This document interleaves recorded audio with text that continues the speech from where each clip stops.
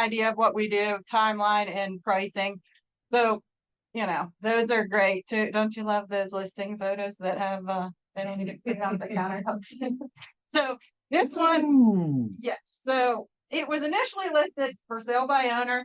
They decided, hey, it's been a couple months. I need to hire an agent who came in there, educated them, said, hey, we work with Homestretch. We'd love for them to come in, take a look around. We were able to get them a quote in a couple days. Then they decided to move forward with us on a couple different things. I have pictures of the kitchen and the master bath. But we were able to finish this product in the home completely within a week. So yeah, this one for the kitchen cost them a little under $35. That was including painting the cabinetry? Yes. Okay. Yep. So, Back to the before. I want to check the before after Yes. one time. Okay. absolutely. So they painted cabinets and Did the New, cabinets? pools, new light fixtures. Yep. Boom. wow, okay. And again, we work around everybody's, what they can afford. So in some cases they do more, others less. Ooh So, la la, the fancy mirror doors. oh yes. Very 90s. Ready? And even better, Are you ready? Oh, they did keep. you have to with that. You kind of have to. With You that. do. But it does. It looks good. I like the blue. Yeah. So again, the doors can get tricky, which you guys probably are aware of. Just they're expensive, and then lining them up, it can get costly. It doesn't always make. Oh, it looks good. It actually looks good with that, though. I like it. So yeah, same house, right? 33, a little over 3,300 the master. So this house sat for, I think it was 4 months. They had 0 showings because again, you saw the pictures before. We came in, got it, everything turned around within a week, and the agent got it relisted. They sold over asking. This was last year, after the first weekend. So, obviously $7,000. They use those pictures originally. Yes, they literally use those pictures. Oh. Yes. You'll say that closing, we do. Great question. I knew it was. Yes, we do. How We do long do you give to sell the house? 1 year. Really? Yeah. Home Cloud gives 9 months, not a year. So 1 year, not, they don't pay one dime beforehand. And during the closing process, it might be the same at Home Cloud. It comes directly out, so the homeowner doesn't have to deal with Do they have to finance it? it is not a finance. So it doesn't even go through the process Really? until closing. Okay. So they don't have to apply for the financing to hold it. They do need to go through approval process. Yes, ma'am. Yeah. So what it takes, I'll throw this out there because I have heard agents really say that this has helped them win a listing. Yeah. And you might be familiar if you've done with similar things. Yeah. But the requirement is they have to have a credit score of at least 700 in North Carolina for FICO. Okay. They need to have a signed listing agreement. Okay. Because I've had a lot of agents come in and they don't have that offering. So, once they're presenting that to the homeowner, it has helped them, get the home or whatnot. And then they have to have enough equity in the home. So Okay. it is the pre-approval process. But it's not a financing. Correct. Okay. Yeah. So it's a pre-approval with you, essentially with Homestretch's requirements, but not financing. Correct. Okay. Yeah. If we use it's a third party. It's called Notable. Yeah. We use, and I can send you all of this. Yeah. No, I'd like it. Yeah. Yeah. And then so yeah, it won't affect their credit score or anything until Right. Or anything that goes to the bottom line to the lender that would skew, especially when we're contingent on. Exactly. Yeah. Exactly. Okay. Yeah. And they can have up to $50,000 on that as well. Wow. So, it's very flexible, the Notable. So if it's a client that decides to move forward with us and say they spend 20,000 with us, but they were approved for 50,000, they're actually able to use that additional 30,000 in a lot of different ways. Essentially, though, they're giving you the line of credit to be able to go in and do the work and pay your subs. They're getting this. Okay. They're giving us the line of credit. Okay. And I'll send you all the details on that. So, and if it doesn't approve, if the client does not get approved for that, we do have a second finance option that's super simple. It's like going through if you go to a furniture store or whatnot. And people choose to use this. First off, we didn't used to have Notable last year, so that was a good option for them. But if they also don't have good enough credit or enough equity in the home, they can use a company we partner with called Wise Tax. And that one, they are taking out a line of credit, but there's a minimum payment monthly, and then they can choose to pay it off at the, when they close or whatnot. You can do, Next one. I think pretty much done. That's the Wise Tax option. And then, so if you come in to contact with, I know you guys all do, don't think of us just as a bunch of different services too. We deal with small homes, large, all over the board. So if you have a house that just needs painting, give us a call. We're happy to go in and do a quote or new floors or whatnot. But then obviously we have 5 to 6 core services. So if you have a large project, we come in there, and like I said, our average is a week, the 10 days that we are. Do the people that come in and do the work, are they local subs, or do they work for? Great question. So the majority of the people that are doing the work for Homestretch. Like that? Yes. Okay. Now we do, as we've grown, we do partner with some other companies, but now like there's a painting crew that we use that isn't Homestretch employees. Literally, they work for us full time. And anyone that we partner with, we have used Grace Grady, she's the owner, like Grace or I or some of the other employees have all used these people in our homes before we ever even choose to partner on, moving forward. So we trust everyone that we work with. Fully insured, we don't work with anyone that isn't fully insured. How far down into Johnstown County do you go? So it depends on the services sometimes. So if you go to our website on the Raleigh Durham one, it'll give you a list of everything we guarantee we cover. If your client is outside of that, I always say reach out to me, because depending on the location of that week or what sub where they live, potentially we do go out in the line some.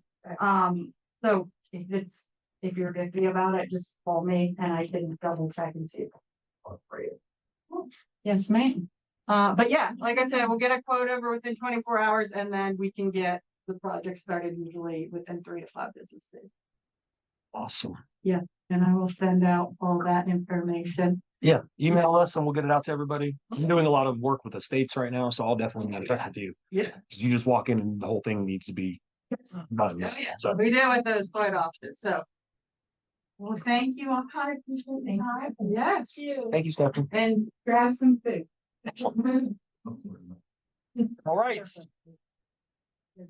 Dave, you ready? David Clapsadl from Sterling Law. Gonna talk about some law stuff in real estate now. I appreciate you. So while you're pulling that up, I have a quick question for you. Do you guys work with lenders doing rehab loans? I have not personally, Okay. but so our location just opened a year and a half ago. So we're, but I would love to be in contact with. So, well, I was just gonna suggest if you have a seller that is recalcitrant and just refuses to do anything, and you have a buyer that says, right house, right location, walked inside and went, this sucks. But it just needs cosmetic work. It just needs to be updated, right? So there are rehab loans that are out there. Talk to your local lender. Would you do a quote if I sent you a listing to piggyback on that, right? Like, so a lot of sellers don't have the equity of the money, or they don't have the credit, right? Yep. But I'm like, but the potential for this and that is there. I send it to you, you can charge me a fee, a quote, I put it in the MLS and say, so we know this, but here's the potential. And great point. Sometimes I remember to mention that, and sometimes I don't. But yes, we do the buyer side too. So, or if as the agent, you're just like, I know my seller doesn't have the money or isn't going to spend it or whatever, we'll still come out, get the quote. So then you have that information, for concessions, what to take off. Yes. So we have done that quite a few. We even have started more often going in with agents for listing appointments. We've attended quite a few, and they even bring us in during that appointment. If it's an agent we've worked with quite a few times, and they're like, hey, can you just come with us and give your spiel? And like, then they know that they have this finance option and pay at close and all these things. And we would not charge you anything to do. Yeah. Love that. That's me. Sorry, David. No, and thank you. No, All right. Is it a breach? right? So. I'm gonna have, I forgot my little clicker, so I'm gonna be your clicker today. Get a open USB port. That is the other issue. Maybe, maybe. Here, bro. Maybe. I don't think so. I'll just be your, Okay. your clicker. All right. Well, I'm David Clapsadl. So, I've done it enough where I sometimes can pick up on the cues, so hopefully we'll be on the same wavelength. So again, I am David Clapsadl. I'm a closing attorney with Sterling Law. I run our Clayton office. I know some of you I've met before. Yep. Roll to the next slide. The goals for today, one at a time. So we're going to review some basic concepts for real estate contracts in North Carolina. We're going to decide whether certain fact patterns presented may constitute a breach of one or more provisions of the contract. For today's purposes, we're going to limit ourselves to the standard North Carolina contracts put out by the Association of Realtors. I am not getting into building contracts because those things are very different. Describe what could be done to clarify the issues, correct these fact patterns if there's a problem to avoid disputes. And let's see. Have some fun. Oh, Have some fun, right? I don't know where that one went. My bad. No worries. So Oh, there we go. Have a little fun. starting to have a little. All right. There you go.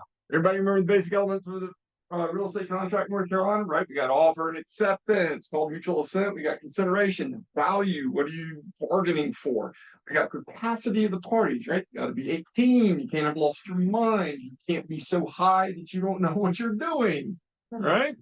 And it's got to be a lawful objective, right? Contract for murder for hire, not a lawful objective. Contract to buy real estate, lawful objective, right? And then it's got to be in writing for North Carolina real estate contracts. Statute of frauds. Everybody remember this. This is all pre-licensing stuff. All right. Keep going. So offer and acceptance. Communication is key, right? So offers must contain all material terms of the agreement. Definite and certain. Okay. That's two things I want you to remember. Definite and certain. Listing's not is an advertisement. It is not an offer, right? Acceptance must be identical to offer, otherwise counter offer, right? Acceptance must be communicated to the party making the offer or counter offer. How do you do that? You send them a poem, right? So telephone, telegram, telerealtor, right? That's how the word spreads. All right, so you gotta have personal delivery, oral communication, electronic delivery, and mail delivery. So send them a poem. Next up, practice tip. Delivery of money, due diligence, earnest money deposit does not make the contract effective. What makes the contract effective is what? Communication of acceptance, right? So just because they have Communication of acceptance or communication of execution.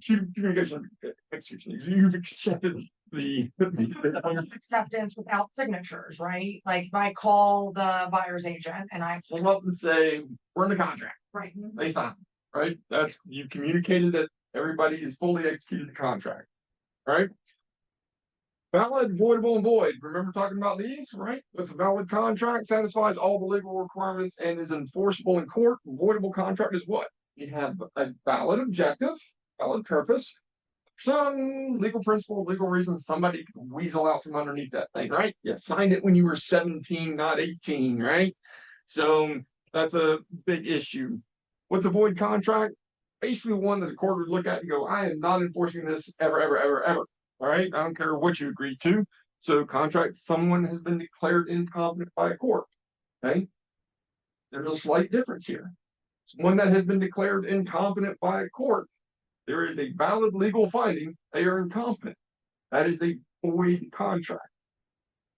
Who has diminished capacity and hasn't been found to be legally incompetent yet, that may be voidable, not void. All right. So same sort of thing. If you want the extreme, I always get the void contract for murder, right? Not a legal objective. You can't do that. Have you ever come across a real estate contract that was signed by a 17-year-old or somebody of not of adult age? I have not. So I'm just trying to, in a situation like, I don't know where they'd be involved, but yeah.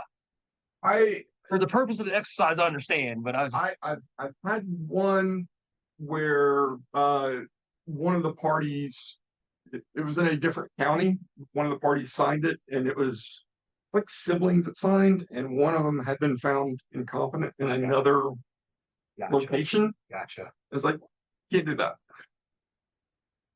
All right, basic rules for contract interpretation, right? This is important because we get a lot of phone calls about interpretation of contracts and negotiations that are inconsistent with the terms of the final written contract. Guess what? Not admissible to alter the terms. Well, they told me this, okay? Sorry, if it's not in the contract, that's not part of the contract. Contract interpreted as a whole. All writings form part of the same transaction, all right? This usually means addendums. This does not mean your text exchange with the listing agent or the buyer's agent, right? Don't rely upon those of, hey, that's part of the contract. Because I get that phone call. Well, I've got an email exchange. Well, is it in the contract? No. Well, you got a problem. Yeah. All right. Ordinary words. All right. They're going to be interpreted in their ordinary way unless circumstances clearly show that the parties intended something different. Okay. Well, will you get that one, Dave, real quick? The pre-printed versus drafted. That's interesting. Pre-printed, sorry.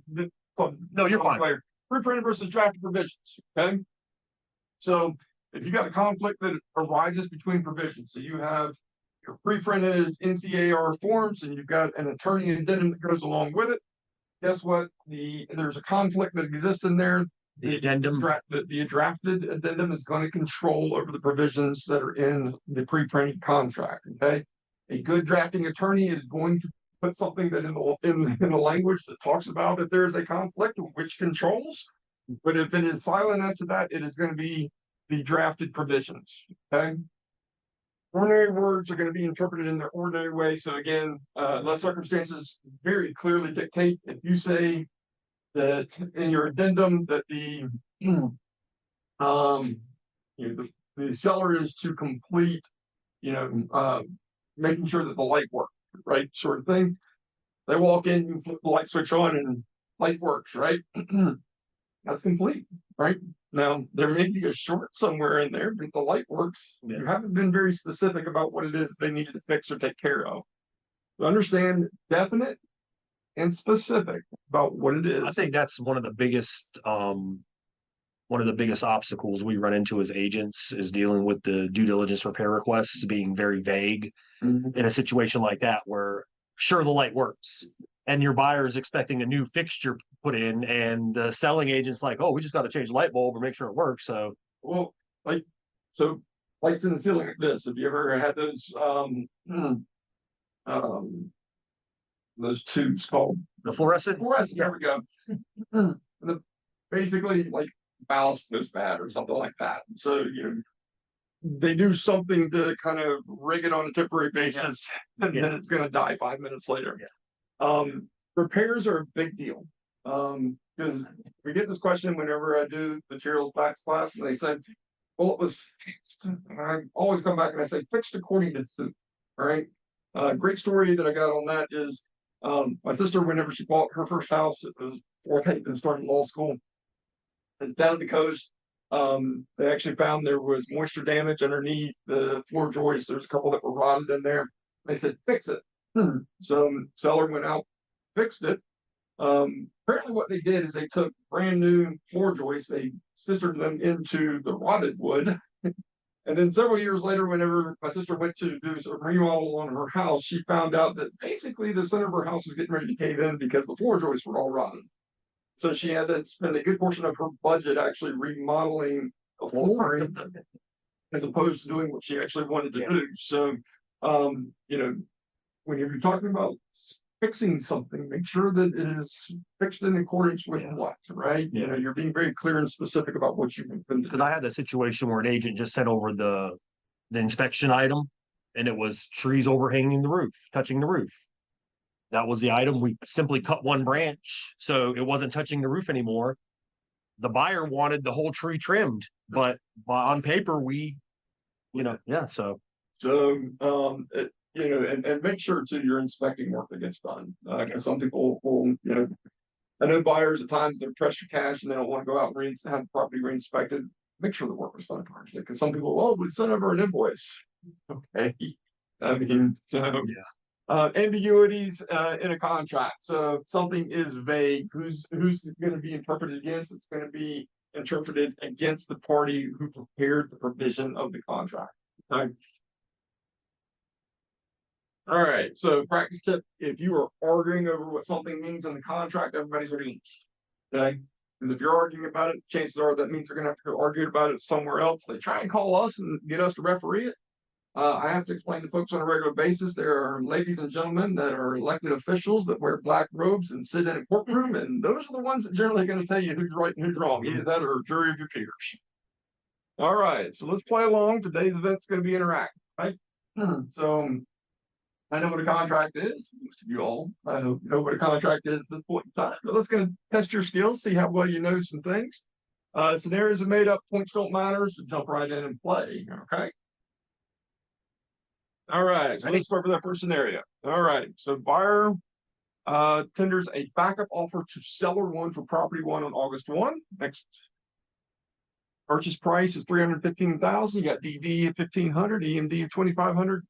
Due diligence period ends 21 days after contract becomes primary.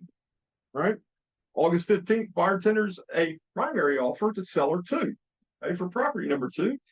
Seller accepts with a signed offer at 2 p.m. on the same day, which is communicated back to the buyer. So we have, it's been told, executed to all parties. Yes. Okay, this is about to get fun, isn't it? About to get fun. First price $320. All right. At 4 p.m. on August 15th, the agent for seller one communicates to buyer's agent that the backup contract is now the primary to property one.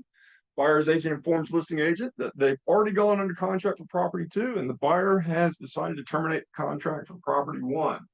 All right. So everybody took Jen up last year. We shake our heads. Sounds somewhat familiar. All right. Next one. Question 1. This is easy level. How many properties is buyer under contract purchase? Is it going to be A, 0, B, 1, C, 2? Oh, sorry. I knew the answer. You guys knew the answer. Yeah, You keep throwing our jet up. yeah. We know the answer. 2. It's 2, right? So next slide. Go. All right. Hit it one more time. Nobody that's a slide of Discussion. There are some ways the buyer's agent could have avoided this scenario. explaining to them what they're signing. Explain what they are signing. What's another way that the buyer's agent could have avoided Like, this hey, scenario? let's cancel this other. Terminated. Let's terminate the backup contract first. Let's terminate that backup contract before we submit this other one, right? In those 15 days. So, well, and here's the other thing, backup one. What's the other thing they could have done, right? Because what they found out is at 2 p.m., right, that their offer was accepted on the primary. They should have They immediately. should have immediately picked up that phone if they still had that other one active. Offers were sent, right? Don't let the listing agent for property 1 get anything out of their mouth, right? Yeah. So, in order to get out of the property 1 contract, seller 1 contract, what are they gonna have to do? Termination of offer. And then they're also gonna have to do what? Due diligence, right? So the fact that Oh, you're talking about after the fact, where they're at now. Okay, not prior. Termination before. They don't send a termination before their offer in backup position goes to first position. Yeah, the second Whether they terminate or not, they still owe DD. so the well, second in that order to- the second that's executed, the termination for the original contract that they have the backup offer on, the second that's executed, Already. the second it's executed, the backup contract goes valid. So it's not been communicated yet. Okay, okay, So I think there's some flexibility there. okay. I think they would need to, because I think you've got to notify that it's been moved to the primary position in order for that to become the primary. So it's one of those things of if you get the termination, hey, we're rescinding that offer before you get communicated, before it's communicated as primary. Like you're still in second position at this point. Right. If you're still in second position and you just say, hey, that offer's rescinded, right? We are not moving forward with that. Okay. Prior to anything being communicated, you're good, right? Due diligence isn't due. The second that you get notice, hey, you're now the primary. Mhm. In order to be able to terminate, you have to deliver the due diligence funds. Because the right to terminate doesn't effectuate until you deliver due diligence funds. So, And then it just ends up in your office, right? If when the buyer says, no, I'm not sending that. Yeah, but it hangs out when it's never, or your buyer never sends it. I've been in all so, of those scenarios. Yeah. so if the buyer refuses to send it, okay, what's going to end up happening is the seller then has the ability to say, well, listen, I'm going to give you notice. You got that new handy dandy form, right? Yep. You have 24 hours to deliver good funds. And so they then refuse to deliver the funds after the 24 hours. Seller then says, okay, you're now in breach. They give notice of breach. And now we're going to court and I'm getting my DD. I'm getting my EMD. I'm getting my attorney's fees. I'm getting my costs. How often though, does that cost them more than the $4,000 they're fighting? You go to court. It's gonna cost them just to get an attorney to accept the case, right? Right. That's why I tell folks all the time, listen, if you're heading to court, everybody's already lost. Now, I used to do litigation work, and I'm gonna tell you right now that it's one of those things of someone comes into my office with a dispute like this, and out of the gate, chances are you're gonna spend $2,500, $3,000 just to get me To retain. to retain, Yep. right? Okay. And that's at a minimum. Okay. So it's one of those things of the buyer's agent in this scenario, one should have told their client, hey, listen, it is not advisable to go under multiple contracts. Understand that if both of them get triggered at the same time, you're on the hook for both. Buying two houses. So, hey, let's figure out which one you want and let's terminate, the backup, you're okay with letting it go. Let's just terminate that and let's put the offer in on this one. And now we're only at risk for one. Okay. Right. Make sense? Yeah. Okay. Next up, scenario number 2, funds to close. Buyer and seller have entered into purchase contract on August 1st with the closing date September 15th. Purchase price is $525, DD $3,500, EMD is $2,500. Next up, DD period ends August 28th. Section 5 of the contract, buyer indicated they intended to purchase the property with cash, right? August 10th, buyer's agent informs listing agent, hey, buyers have elected to obtain a conventional mortgage to finance the purchase price, and they'll need to schedule the appraisal to come out on August 20th, right? So Pisses me off. This happens a lot. next up, seller's agent contacts seller same day, informs them the change. Now you're seller's, right? They Yeah. are deeply upset. Hey, they told me this is going to be cash. Now they are going to obtain a loan. They breached. They told me they were going to order cash, right? Let's make it even worse and make it FHA so they have to sign another addendum that says, it's gonna work. Absolutely. All right, you ready? So, as buyer breached contract by not purchasing the property with cash. So, I'm gonna say, yes or no? no. We good? We good to find out? There we go. Answers. If they qualify for the loan, right, it doesn't matter because they're not breaching their obligation to purchase the house, So, right? so what I tell people on this is performance is performance, right? Mhm. Seller doesn't care where the cash comes from. Does it come out of my back pocket or does it come from the bank, right? What needs to happen is the cash needs to show up on September 15th and hit my account, right? Right. So let me ask you this. Mhm.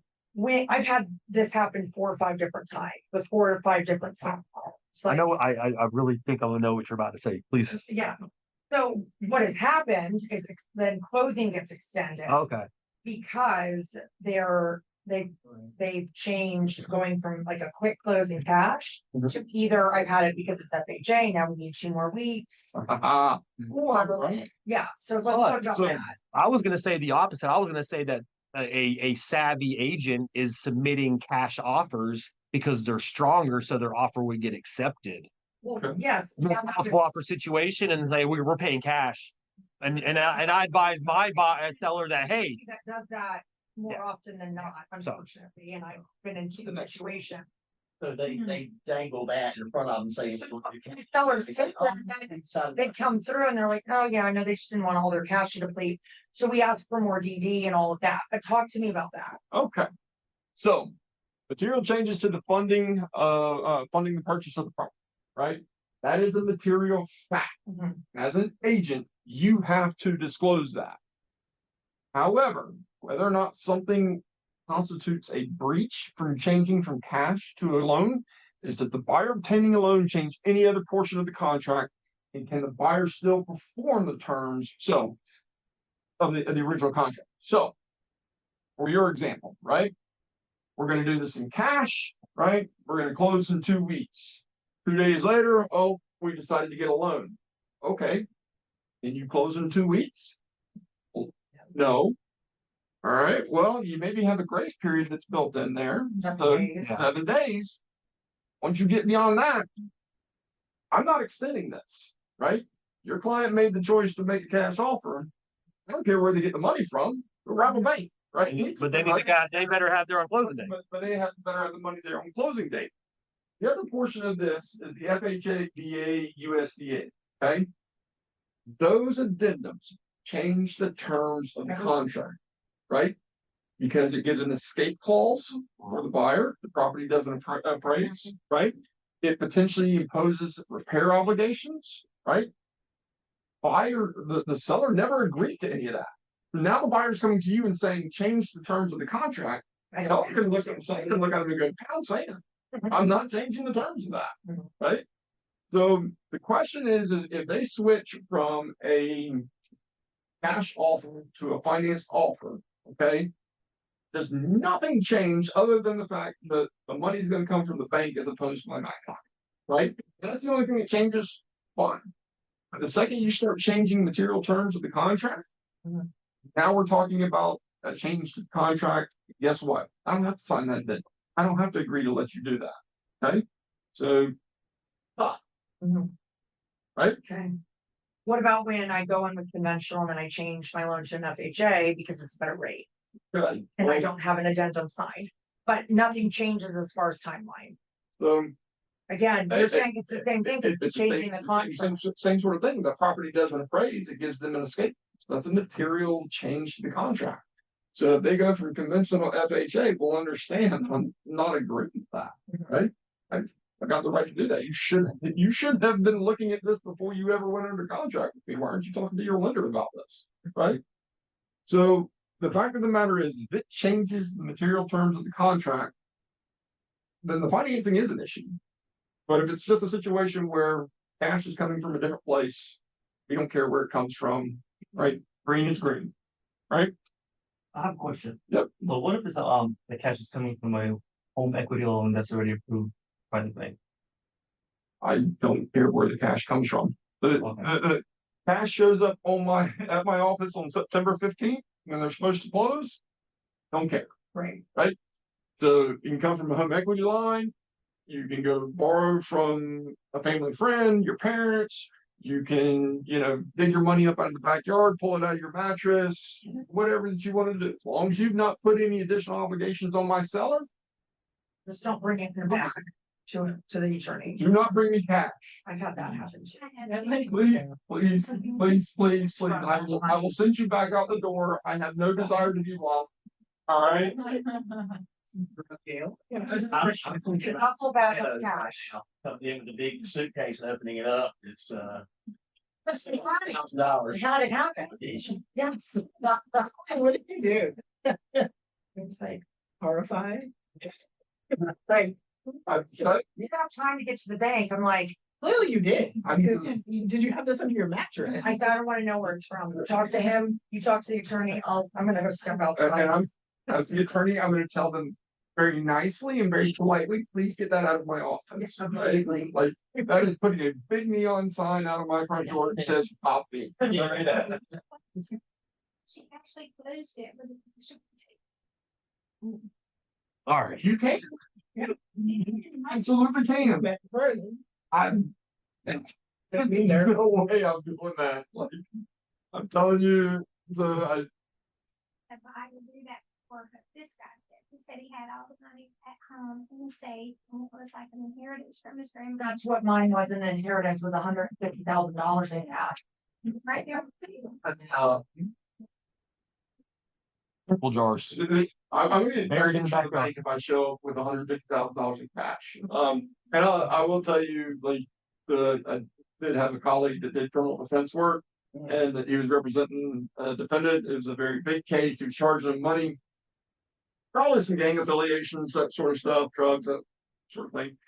Guy brings him in this massive payment, pays him like $10,000 in cash. 20 minutes later, the little office gets robbed. So, yeah. So it's one of those things of, sure the defendant got his money back. But What you gonna do? I'm paranoid about stopping at a stoplight if I had that kind of money in my car. I could Uh, look it all around. please don't bring me cash.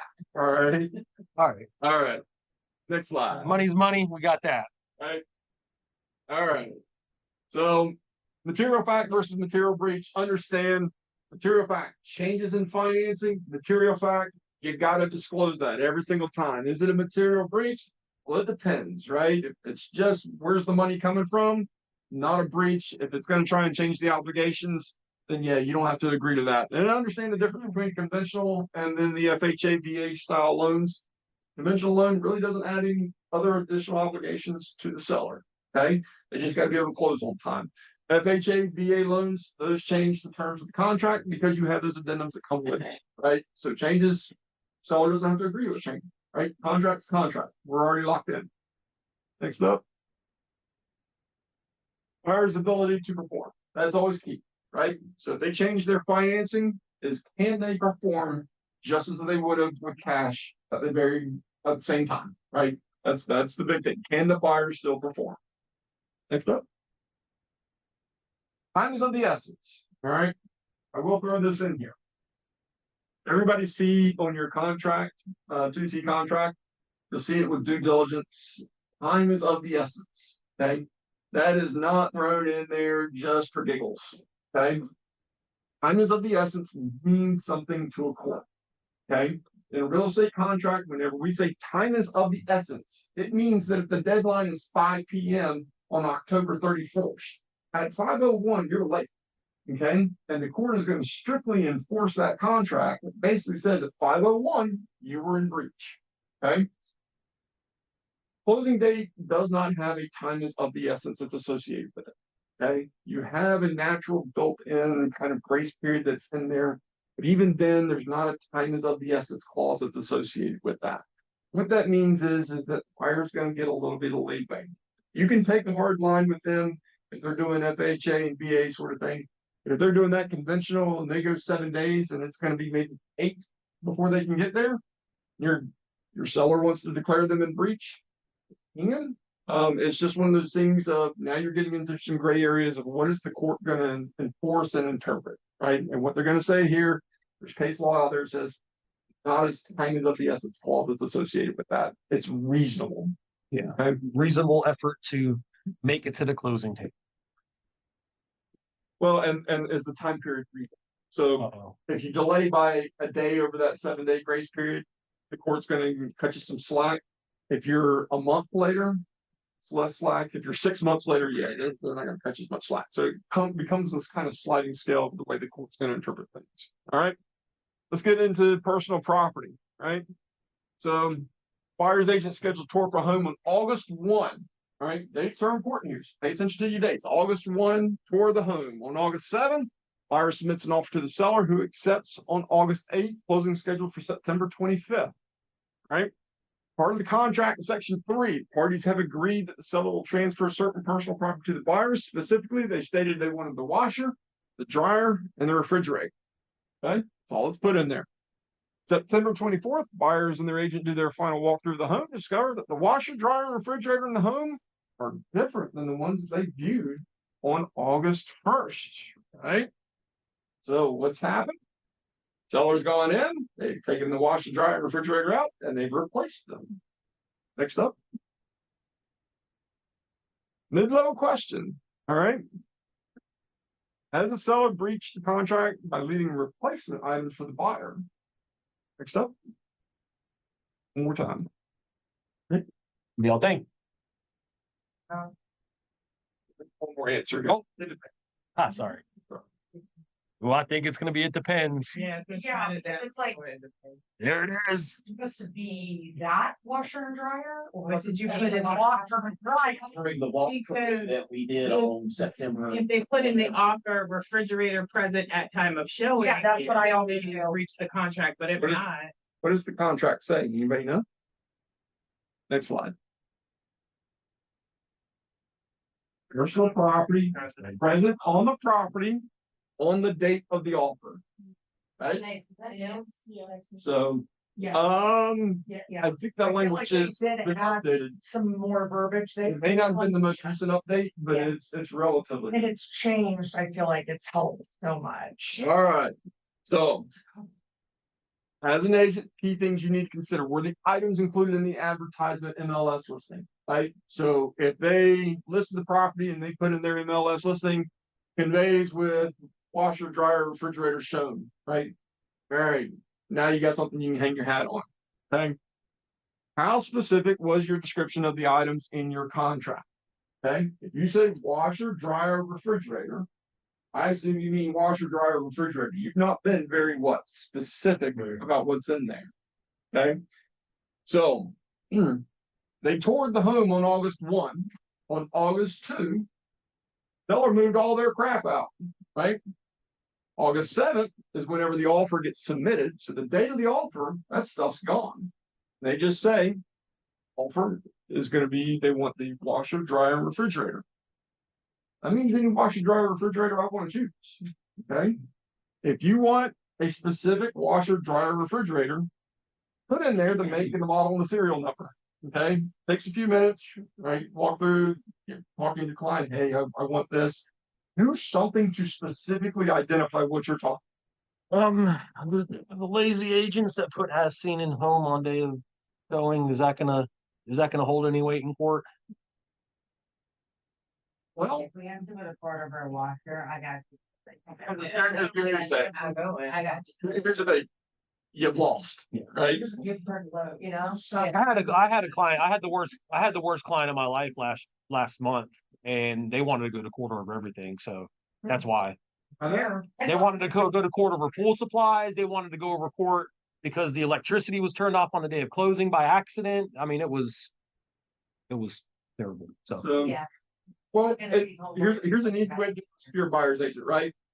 Before you make that offer to the listing agent, you give them a call or a text message and say, hey, washer, dryer, refrigerator, we saw in there, day of the walker, is it still there? Right? Have them verify it. Yeah, it's still there.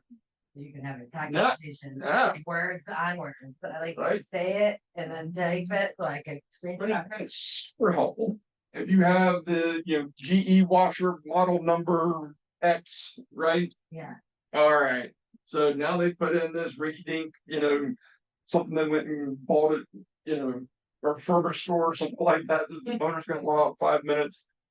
All right, well, that's not what you agreed to. You agreed to this make and model, right? Yeah. Take pictures and then attach it to the offer. Good. So, I mean, there's case law out there. There was years ago, there was a case that was done where the sellers were selling their lake house property and they included, in addition to it, all watercraft, and water or something, but basically they identified like a boat and that sort of stuff. They were somewhat specific.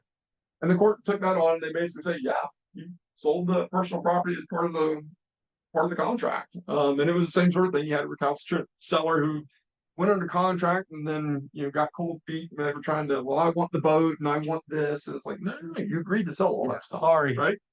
So, and they ended up going to court. They ended up losing for it. But the fact of the matter is, the more specific you are in your contract, the better you're going to be. Right. If you want a specific, because there could be multiple refrigerators in the home. Hey, I got one in my garage. I got one in my kitchen. Yep. So you put on that refrigerator. There's a good chance that I'm going to take the good refrigerator. You might get the 1985 Frigidaire out in the garage. Yeah, I know they do. That's cool. Yeah. So it's one of those things. That may be what you end up with in the kitchen. I think I heard one time of an agent changing out a fridge or a seller changing out a fridge, and the MLS photos is what got them. They forgot that the picture of the original fridge was in the MLS photos. So the one we had in our garage, we got for cheap because somebody had punched it. And there was a big dent Yeah, from right. it. So, Put that in the kitchen. well, if you got something that looks like a bait and switch, the buyer's going to be likely to prevail. If you got something where it's true ambiguity, seller's going to be likely to prevail. So understand, like I said, paper your file, make sure that you're being specific in your contract.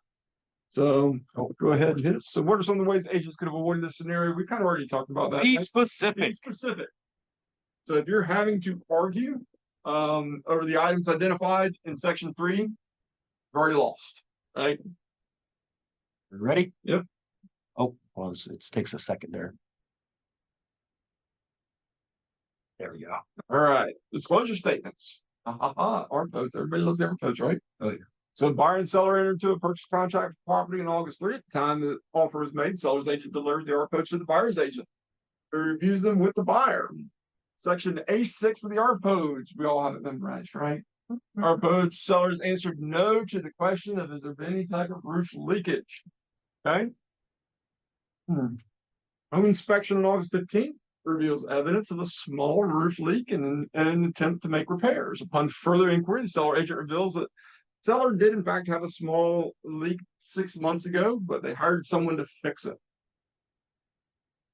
Buyer's agent contends that seller has breached the contract due to the misrepresentation in the R code. So, next level question.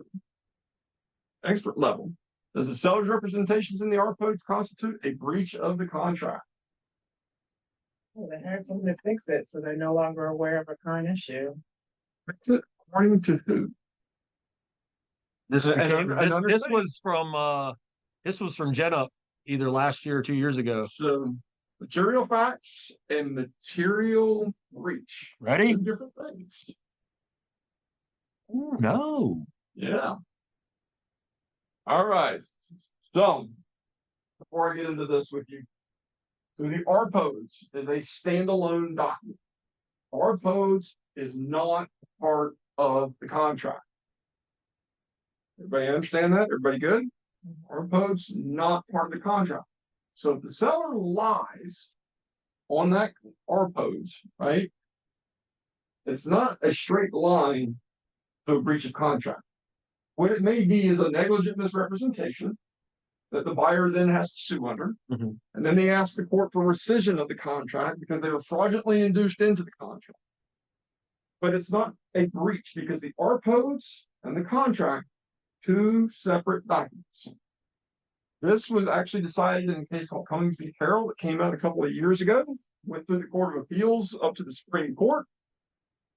Now, the case that I've cited here is from the Court of Appeal, okay? The Supreme Court actually made final rulings on this, but this portion of case was not touched, right? So basically, a false representation within the disclosure statement may give plaintiffs a basis for their cause of action, alleging fraud, court, which if proven allows for rescission of the contracts. Basically, buyers have let me out of the contract and or damages. But it cannot support plaintiff's cause of action alleging breach of contract. Okay. Now, I'm going to throw a caveat in here for you. Okay. If there is a material fact that the seller is aware of, and it is not something that could be discovered by the buyer through a diligent, reasonable examination, right? In our case, we have a home inspector that goes in, they find evidence of the leak. It was something they could find, okay? What if it's something that's walled off and hidden behind? The only way to get to it is destructive testing, which nobody's going to do, right? It's a hidden defect. No one could reasonably find. At that point in time, your seller now has an obligation to disclose that material fact. Because if they fail to do so, it could be determined by a court that they failed to have good faith whenever they entered into the contract, right? And is thus a breach of the contract. They never intended to fully and faithfully perform on the contract, okay? So it's a defect, it's hidden and cannot be reasonably discovered. That's whenever the seller has to disclose material fact. I have two questions on this. I know that there was a push from the real estate commission a couple years ago in a situation like this where they are cautioning, okay, it's all over and done with, such as a roof leak that could cause mold growth or other things, that they're saying that you should still tell them there was a roof leak prior, even though if it has been fixed, out of sight, out of mind. Okay. So that is because I get this question when I did the material facts class. Say, but it was fixed. And I say, fixed according to who, right? My sister's house got fixed. Right?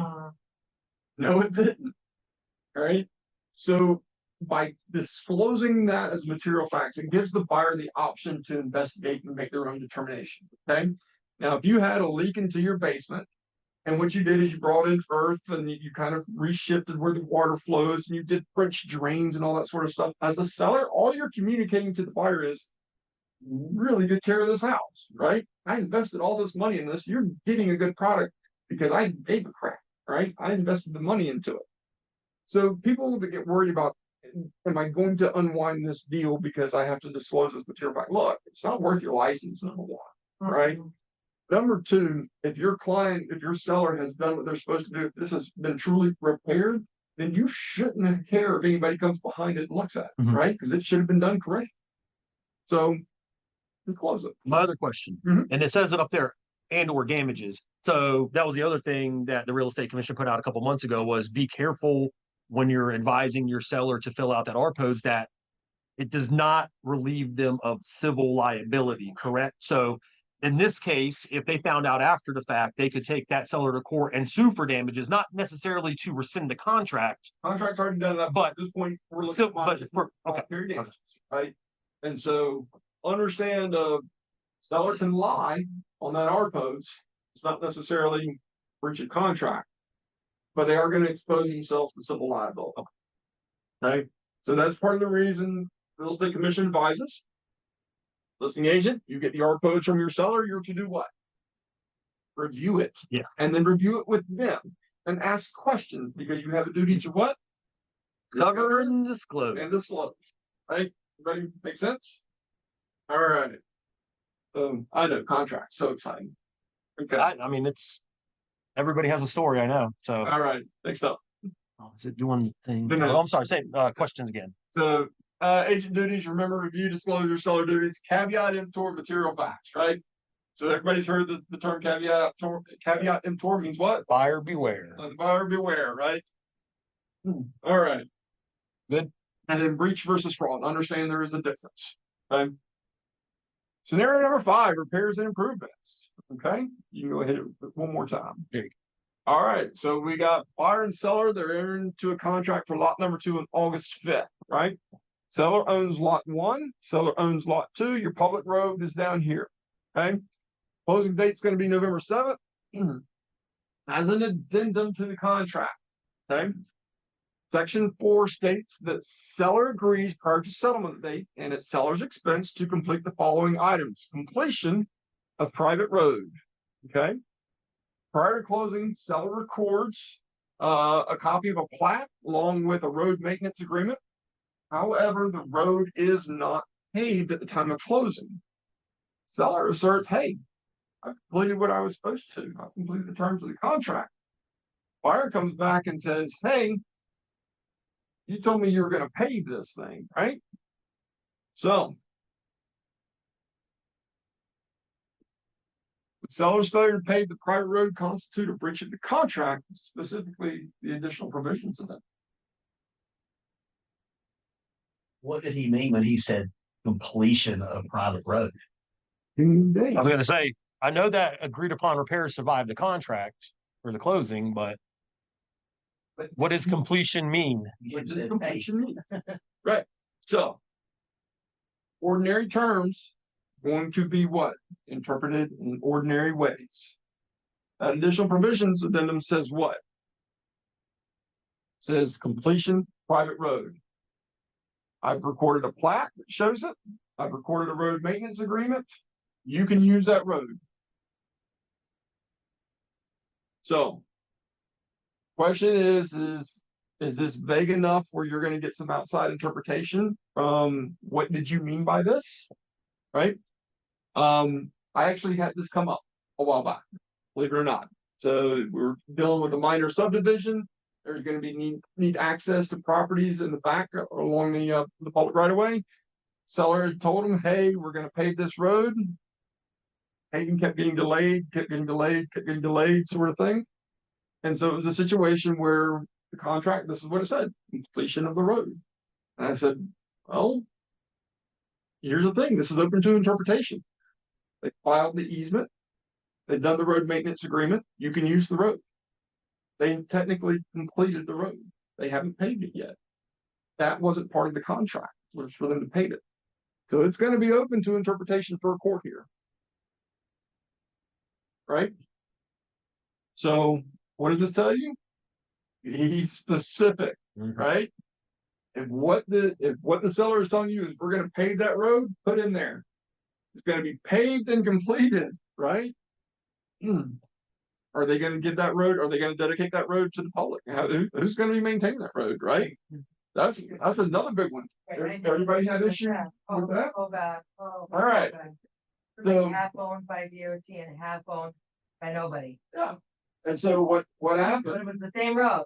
Yes, and that subdivision probably was formed around 15 years ago. I can't even remember. Yeah. So what happened is you had these developers that went in. Yeah. And they filled the road to the commercial DOT standards. Like, so Wake County, like, they will not permit a subdivision unless somebody's gonna be responsible for it. So it's either gonna be DOT's gonna take it over, the municipality's gonna take it over, or the HOA is gonna be responsible for it through road maintenance, covenants, whatever. Well, back 15 years ago, what you were having done is you had developers that were subdividing this land, and they would do it in phases. Phases 1, 2, and 3. Basically, the roads got dedicated to the state, they adopted them, that sort of stuff, and then the financial crisis happens. And those developers went belly up and never completed everything, and now you've got part of the subdivision where the roads aren't maintained technically by anybody. And this is a little frustrating. You got a getting permit, you just put on the plats, it says they have all the information they need from whoever's gonna have jurisdiction. But it doesn't necessarily mean that, but if we get called from time to time, hey, they're wanting to get us into an orphan road and what, it shouldn't be an orphan road, right? So what happened here? So you got to be very, very careful with that can be an issue. This was very old, but what happened was there were multiple properties that connected to this road. So they all were supposed to be sharing the responsibility of the road. And when I was talking to the neighbors and everybody, she was like, I told them we're gonna need that piece of paper with that stuff on it. And I was like, well, who's got it? And it was like so many generations and it wasn't ever really made official. It And was a handshake agreement. Right. And DOT had been maintaining it because who maintains half of a road? DOT owned half, but not the entirety, but they're not gonna maintain half. So they were, yes, getting the service, but when it came to title transfer, we couldn't transfer title. We had to get back. And now DOT doesn't want to adopt the road because it was built 50 years ago and standards were different. Right. So, yeah. I went all the way back. I mean, I was digging to see like when they split it up and Roads will get you all in trouble with the commission. and you have to give that lady back. All right, everybody know here how to look up roads, right, with DOT? Everybody know what a POW map is? And it's like there's the POW map. POW maps are basically, they are roads that are maintained by the local municipality. So you can actually do a Google search. There are maps that are online that you can look at. So if state DOT is not maintaining the road, is the municipality, is the city or the town maintaining the road? And so POW maps is where you might find that. Okay, so DOT, municipality, POW map, or is it under the restricted covenants, road maintenance agreements, or private road? Okay. If you can't find something for any of those, ask questions, right? All right, disputed monies. Any of you all ever had this discussion with your closing attorney? Says, man, my buyer is really upset. They're clearly right. Seller's in breach here. I want my money back, right? Power was turned off on the day of closing by accident. She wanted to cancel the contract, want all her money back. Jerks. And attorney says, yeah, buyer's probably got a pretty good case here. Agent says, well, we sent them notice of termination. Sellers refused to sign anything. They're just being obstinate. And the attorney says, yeah, that stinks. Agent says, but you agree with me that they are in breach. Why can't you just give my buyer their EMD? And attorney says, what? Sorry, I can't do that. Bound by the contract. Right?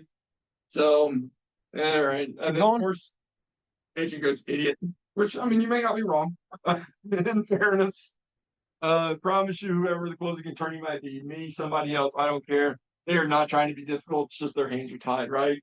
North Carolina rules of professional conduct basically make it very, very clear to us that there are disputed funds. We cannot referee that. Okay. So unless what we're talking about is truly frivolous, then it's disputed funds. Okay. And if you're going to ask me as an attorney to put my license on the line and determine what is frivolous, chances are I'm probably not. Okay. Now they start talking about aliens from outer space and, all sorts of weird stuff. That's one thing. But again, It's gonna have to be something crazy. it's gonna have to be something crazy. All right. So rule 1.15 rules of professional conduct for North Carolina attorneys. Short of something absurd, what we're gonna do is we're gonna deposit it with the courts and we're gonna say, hey, go fight about it there. Okay. Now, good news is 350T, 352T, and the 390T. Everybody, y'all taking a look at those, right? They consolidated those termination notices. Give you all some flexibility. Okay. You can send over the notice of termination and go, we'll figure out what we're going to do with this EMD later on, right? Sometimes people are a little hot under the collar. It takes them a hot minute to calm down. Sometimes they need to call somebody like me. I got to explain to them and go, listen, if you're going to go to court and fight about this, it's going to cost you more than what you're ever going to be able to get. Just come to some sort of an agreement, right? Find a compromise, find something that everybody can stomach and deal with, and just move on, right? Because if you're going to court, everybody's already lost. Make sense? Mhm. All right. Next up. All right. So summary conclusions. We got our contract elements. We got the difference between valid, void, and voidable. We got contract interpretation rules. And then we've got the discussion about disputed funds. You all have plenty of resources at your fingertips. You got the North Carolina Realtors Legal Hotline. You got the North Carolina Real Estate Commission Regulatory Affairs. You can also call my office and talk to us. You've got your BIC here on staff. It's one of those things of use those resources. If you're not sure about something, don't do it. All right. I've had this conversation with my own staff. If you don't know what you're doing, if you're not sure about something, you stop and you come find somebody that does. Yeah. All right. Plenty of resources. So any questions that I can answer to you all, like I said, hopefully. That was good stuff. Yeah. All right. Well, thank y'all for letting me come in. Like I said, if we can ever be of service, you can ever help, please let me know. Like I said, I tell folks all the time, I'm in a circuit with commission as well. You've got those resources, but if you want to talk to an attorney, you can do so. If you get referred, you said you need to talk to an attorney. Even if I'm not handling the transaction, you got a question and you just, hey, you need to talk to somebody.